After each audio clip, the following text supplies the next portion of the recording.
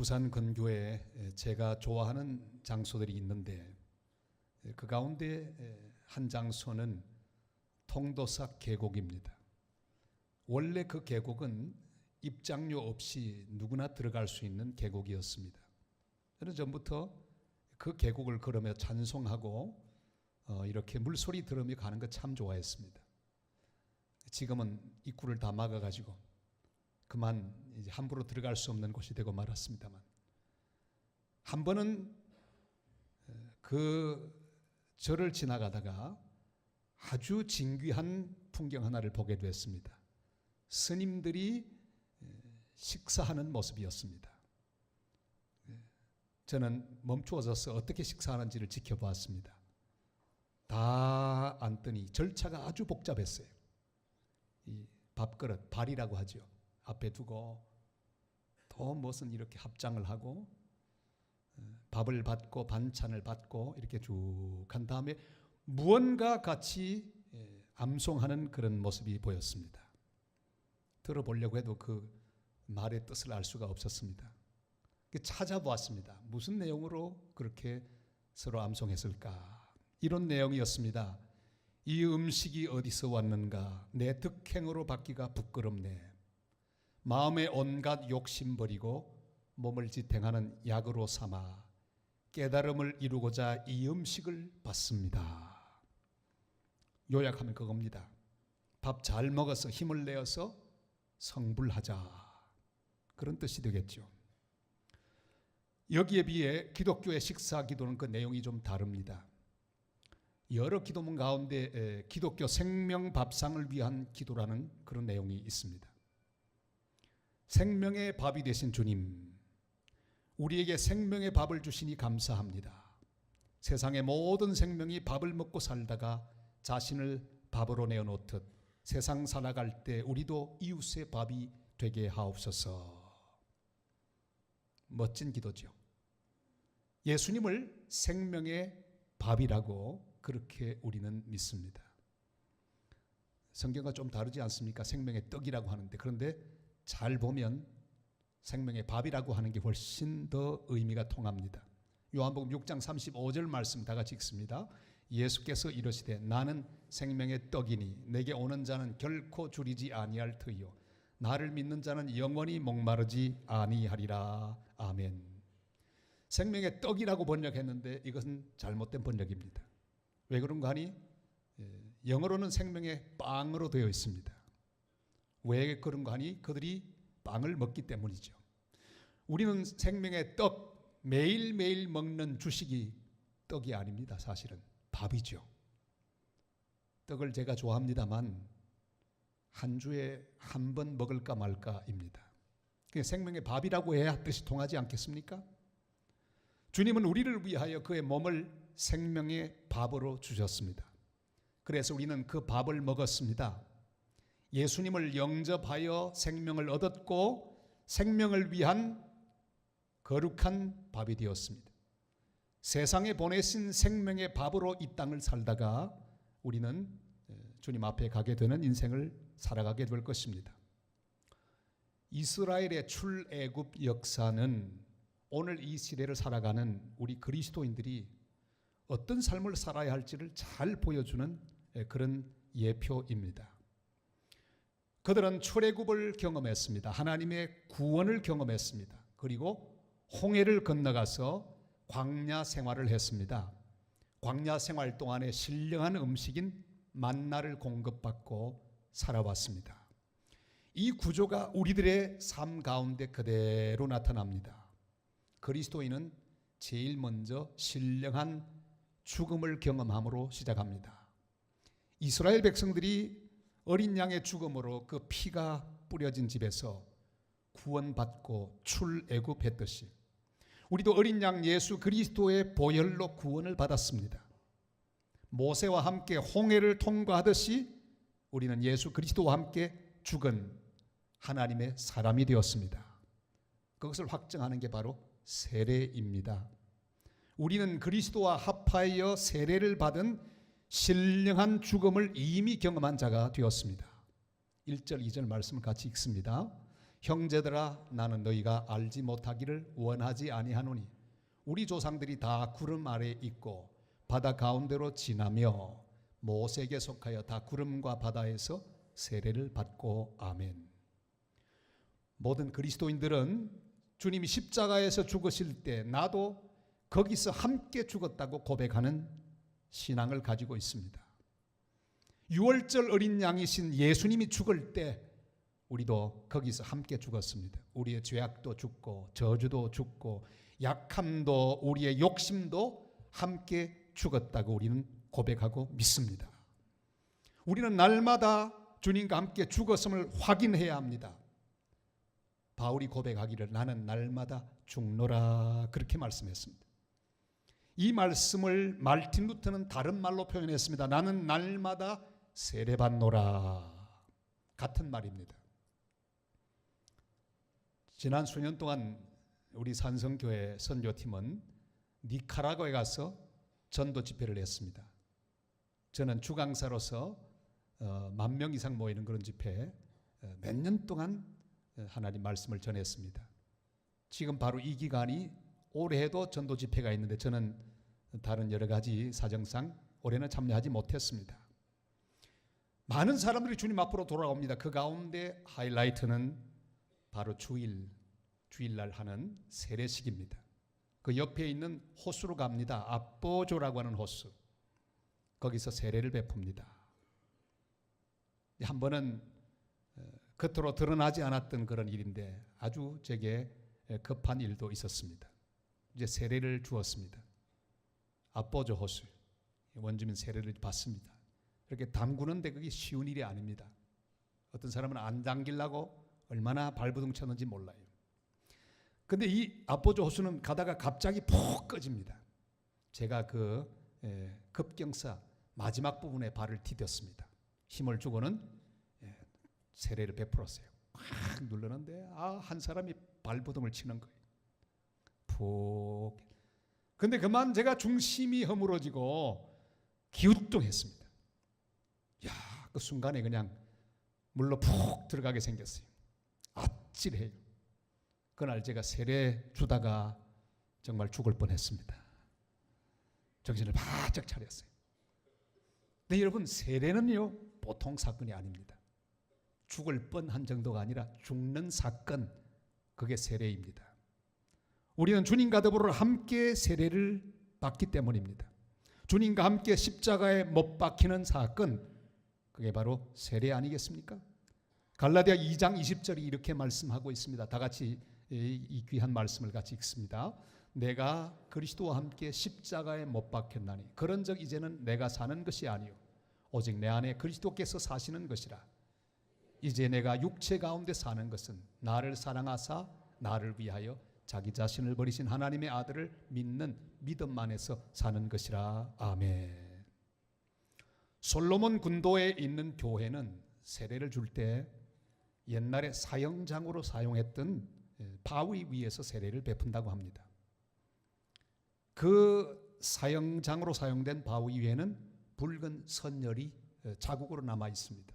왜냐하면 사형수들을 끌고 와서 그 돌 위에 머리를 짓이겨 죽였기 때문입니다. 왜 교회가 그 장소를 세례 받는 장소로 선택했을까요? 그들은 갈보리 십자가, 거기서 피 흘리신 예수 그리스도, 그 주님을 기억하면서 우리를 위해 죽으신 예수 그리스도의 보혈, 그 보혈로 우리가 살게 되며 그 주님이 죽으실 때 나도 함께 죽었다고 하는 것을 확증하기 위하여 모든 세례받는 자들 그곳에서 세례를 베풀었을 것입니다. 그뿐 아니라 복음을 위하여 생명을 버렸던 수많은 순교자들의 피를 기억하고 세례받는 그들로 하여금 주를 위하여 죽고 주를 위하여 살도록 하는 결단이 생기도록 그곳에서 세례를 베풀었을 것입니다. 이번 사순절 기간 동안 우리가 묵상할 내용이 무엇입니까? 바로 주님의 죽음입니다. 십자가의 죽음. 그 죽음을 묵상하면서 그것이 바로 나의 죽음인 것을 기억하고 주님의 십자가는 곧 나의 십자가요. 그가 죽으실 때 나도 함께 죽었다는 사실을 기억하고 날마다 주님과 함께 죽고 주님을 위하여 포기하고 주님과 함께 낮아지고 주님과 함께 고난을 받는 복된 그리스도의 사람들이 다 되시기를 주님의 이름으로 축복합니다. 애굽을 떠난 이스라엘 백성들이 통과하는 곳, 그들을 기다리는 곳은 바로 광야였습니다. 외롭고 힘든 곳, 메마른 곳이었습니다. 그러나 그 광야에는 신령한 음식, 신령한 음료가 기다리고 있었습니다. 3절 4절 말씀 다 같이 읽습니다. 다 같은 신령한 음식을 먹으며 다 같은 신령한 음료를 마셨으니 이는 그들을 따르는 신령한 반석으로부터 마셨음에 그 반석은 곧 그리스도시라. 아멘. 이스라엘 백성들이 먹은 하늘로부터 내린 만나는 바로 예수 그리스도를 상징합니다. 그들이 메마른 광야에서 마신 반석에서 터진 샘물, 그것은 바로 예수 그리스도를 예표합니다. 우리는 이 광야 같은 세상 속에서 오직 예수 그리스도의 은혜로만 살 수 있습니다. 그의 공급으로만 살 수 있습니다. 그의 사랑으로만 살아갈 수 있습니다. 다른 것은 없습니다. 그래서 오늘도 우리가 주님의 은혜를 사모하여 주님 앞에 모여서 예배하고 있습니다. 주님은 이렇게 말씀하십니다. 요한복음 6장 54절 55절 다 같이요. 내 살을 먹고 내 피를 마시는 자는 영생을 가졌고 마지막 날에 내가 그를 다시 살리리니 내 살은 참된 양식이요 내 피는 참된 음료로다. 아멘. 이스라엘 백성들이 날마다 만나를 먹고 살았듯이 우리는 오직 예수 그리스도의 은혜를 먹고 살아야 합니다. 그의 상하신 몸, 찢기우신 몸이 바로 우리의 몸입니다. 우리의 만나입니다. 우리의 양식입니다. 주님의 은혜를 오늘도 먹어야 합니다. 그의 말씀을 오늘도 먹어야 합니다. 그의 사랑을 먹어야 합니다. 그가 공급하는 그 귀한 말씀을 먹어야 합니다. 그가 오늘도 채워주시는 그 공급으로만 살아야 합니다. 주님의 보혈이 우리의 생수입니다. 주님의 보혈이 우리의 죄를 씻겨주십니다. 주님의 보혈이 우리를 새롭게 하십니다. 주님의 보혈이 우리를 정결하게 하십니다. 주님의 보혈이 우리를 채워주십니다. 사막은 물이 없는 곳입니다. 비가 거의 오지 않는 곳입니다. 그런데 사막의 생물들이 어떻게 도대체 살아가는 것입니까? 거기에는 여러 생명체가 있습니다. 풍뎅이도 살고 있습니다. 그런데 그 풍뎅이가 살아가는 길이 아주 비결이 너무너무 신기합니다. 물이 없는 곳에서 풍뎅이는 물을 어떻게 공급받을까요? 과학자들은 그것을 다 관찰하여 밝혀내었습니다. 방법이 있습니다. 그들은 해가 지고 날이 어두워지면 모래 언덕으로 올라갑니다. 그리고 엉덩이를 높이고 고개를 아주 낮춥니다. 그리고 기다립니다. 시간이 흐릅니다. 그러면 점점 그 높은 곳에 있는 엉덩이에 이슬이 맺히기 시작합니다. 이슬이 맺히면 주르르 배를 타고 입까지 옵니다. 그러면 그 풍뎅이는 고여서 방울방울 맺혀서 흘러내려오는 그 이슬을 입으로 받아 먹습니다. 그리고 매일매일 풍뎅이는 그렇게 살아갑니다.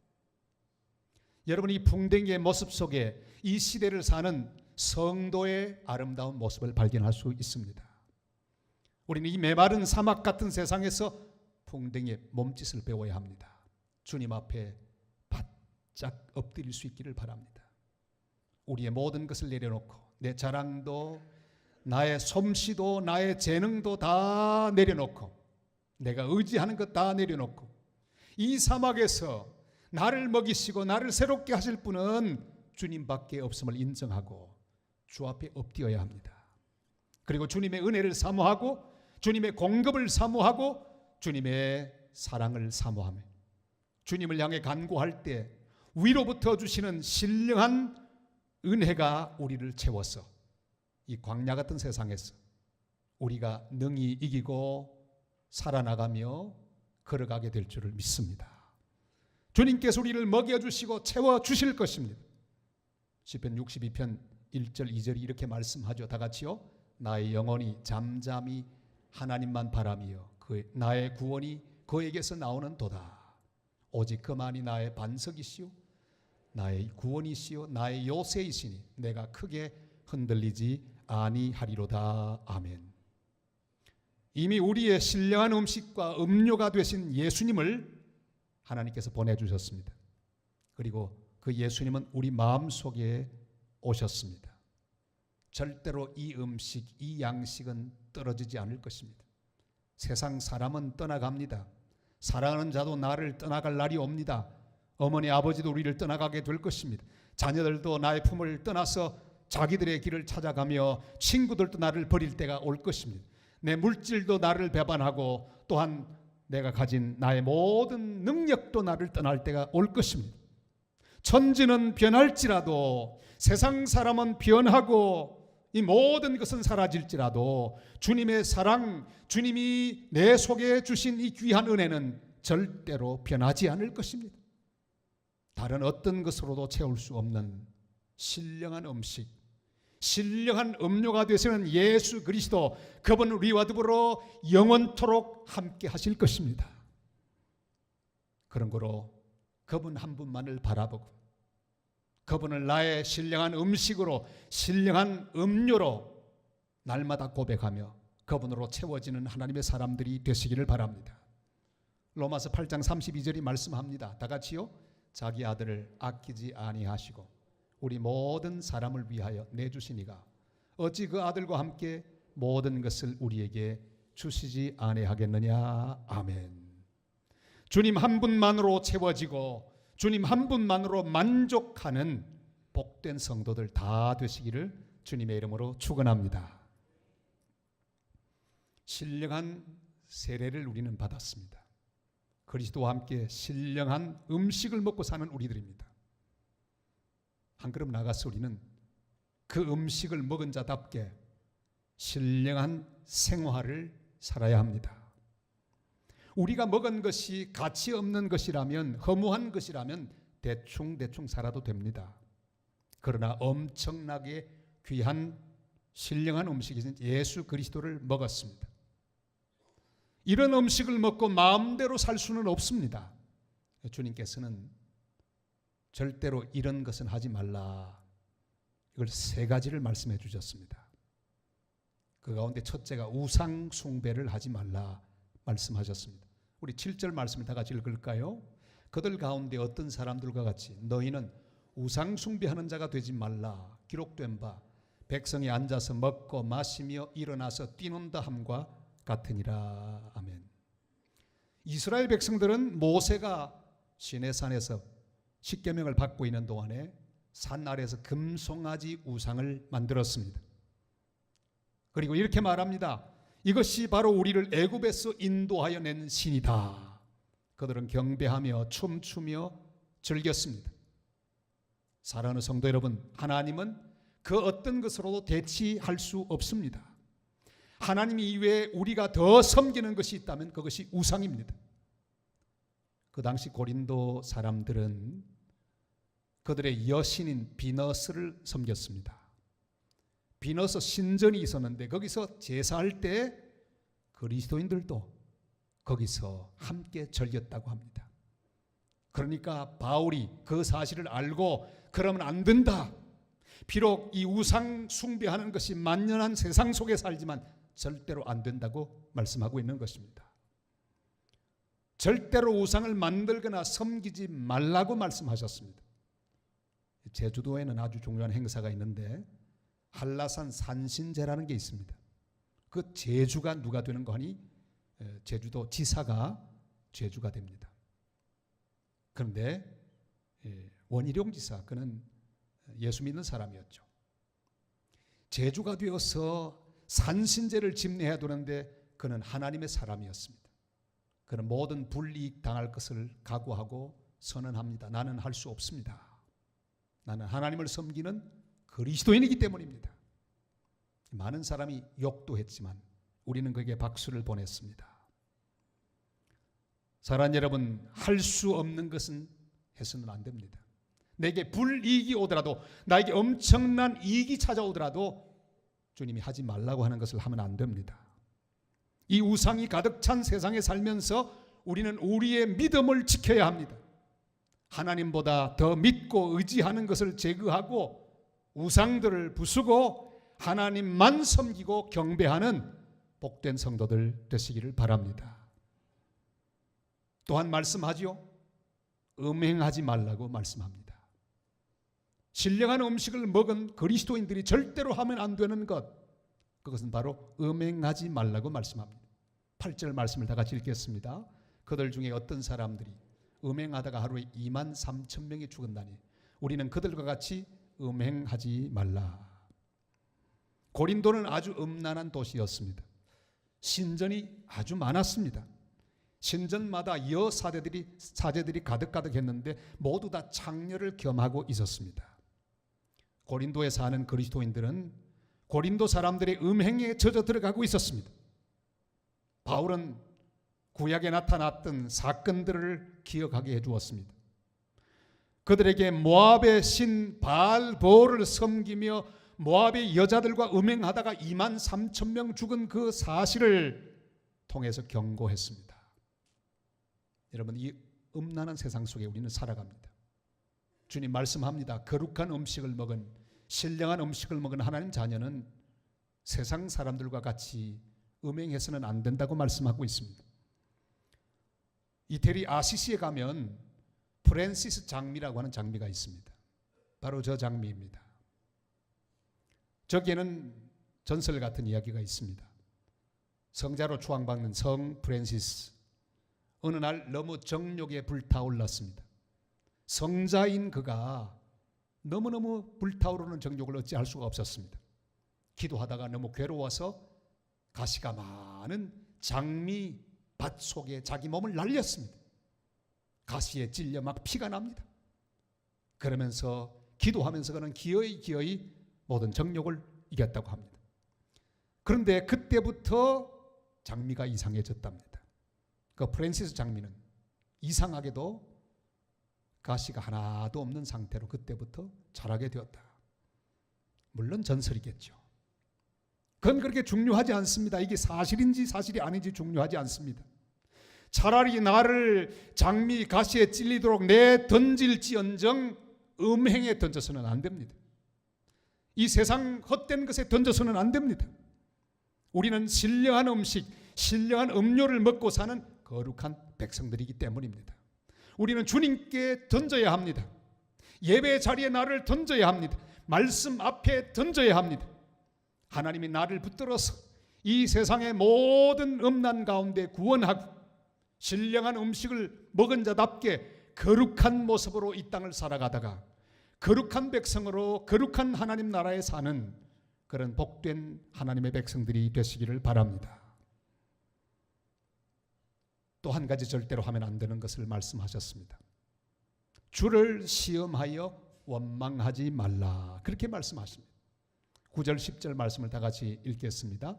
그들 가운데 어떤 사람들이 주를 시험하다가 뱀에게 멸망하였나니 우리는 그들과 같이 시험하지 말자. 그들 가운데 어떤 사람들이 원망하다가 멸망시키는 자에게 멸망하였나니 너희는 그들과 같이 원망하지 말라. 아멘. 이스라엘 백성들은 광야길을 가다가 너무 힘들고 어려워서 원망했습니다. 모세에게 불평했습니다. 음식 불평을 했습니다. 하나님이 주시는 그 아름다운 만나, 꿀 섞은 과자 같은 만나 매일매일 먹고 살다 보니까 질려버렸습니다. 그리고 그들이 불평합니다. 이 하찮은 음식을 우리가 언제까지 먹어야 되느냐고. 지도자를 원망합니다. 내 삶에 하나님 주신 그 은혜를 원망합니다. 하나님이 가장 귀하게 주신 것을 하찮은 음식이라고 그렇게 원망하고 불평합니다. 고라당은 애굽으로 돌아가자고 반란을 일으켰습니다. 모두 다 모세 탓으로 돌렸습니다. 사랑하는 여러분, 우리는 매일매일 하나님이 주시는 은혜로 살아가고 있습니다. 주님이 은혜로 주신 것을 하찮은 음식이라고 그렇게 말하지 마시기를 바랍니다. 가장 좋은 것을 나에게 주셨습니다. 가장 좋은 사람과 함께 살도록 우리에게 은혜를 주셨습니다. 여러분이 지금 살고 있는 그 사람은 여러분에게 가장 좋은 사람인 것을 믿습니다. 이 대목에서는 아멘이 꼭 나와야 돼요. 그렇게 생각하지 않으세요? 다시 묻습니다. 여러분이 함께 살고 있는 그 사람, 하나님이 여러분에게 주신 가장 좋은 선물인 것을 믿습니까? 저쪽에 아멘이 별로 크게 안 나와요. 여러분, 하나님이 은혜로 주신 것에 대하여 하찮은 음식이라고 하지 마시기를 바랍니다. 가장 귀한 것을 주셨습니다. 사랑하는 여러분, 그런데 중요한 것은 원망과 불평을 하면서 하나님을 시험했다는 사실입니다. 내가 이래도 좀 봐주시겠지, 이 정도쯤이야, 내가 욕 좀 했다고, 내가 원망 좀 했다고, 내가 잠깐 잘못된 길로 가더라도 봐주시겠지 하고 하나님을 시험했습니다. 하나님을 시험하지 말아야 합니다. 하나님의 인내를 시험하지 말아야 합니다. 하나님의 진노를 시험하지 말아야 합니다. 이것은 마치 옛날에 우리가 아이를 키울 때 많이 경험했어요. 우리가 어릴 때도 이런 경험을 했죠. 어머니 아버지 앞에 눈치를 살살 봅니다. 아이들이 그러지 않습니까? 우리 하지 마 그럼 싹 쳐다보고는 또 합니다.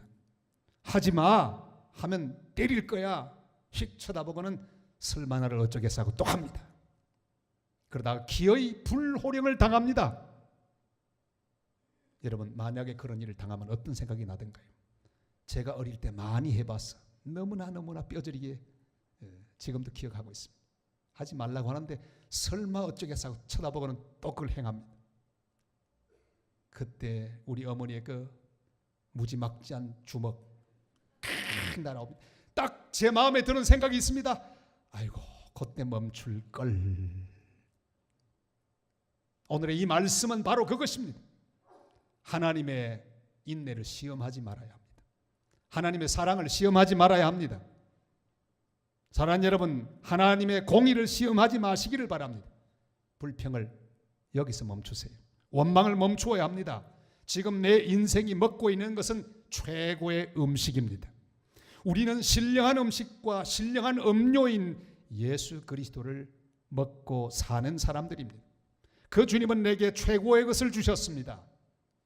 최고의 사람들을 만나고 최고의 환경 가운데 가장 좋은 것들로 채우셔서 여기까지 우리는 왔습니다. 이 하찮은 음식이라고 불평하지 마시기를 바랍니다. 우리 하나님께서 기뻐하지 않으셨습니다. 내게 최고의 은혜를 이미 베풀어 주셨습니다. 이 하찮은 사람이라고 평가하지 마시기를 바랍니다. 하나님 우리의 삶 가운데 최고의 사람을 주셨습니다. 불평하면 불뱀을 만납니다. 원망하면 내 인생에 불뱀을 부릅니다. 지금 불뱀을 만나고 있는 성도들이 계십니까?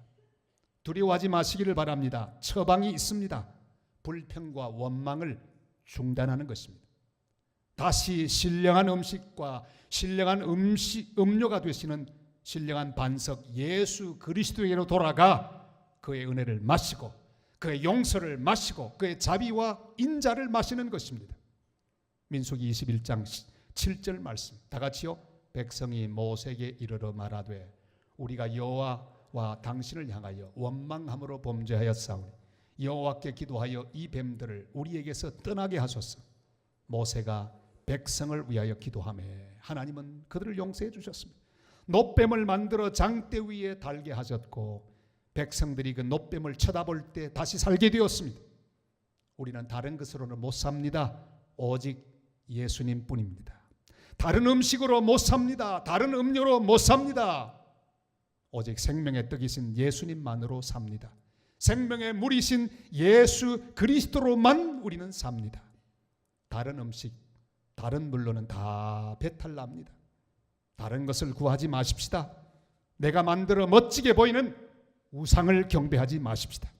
내가 원하는 짜릿한 음식, 자극적인 음식을 구하지 마십시다. 남들이 한다고 같이 나도 불평하고 원망해서는 안 됩니다.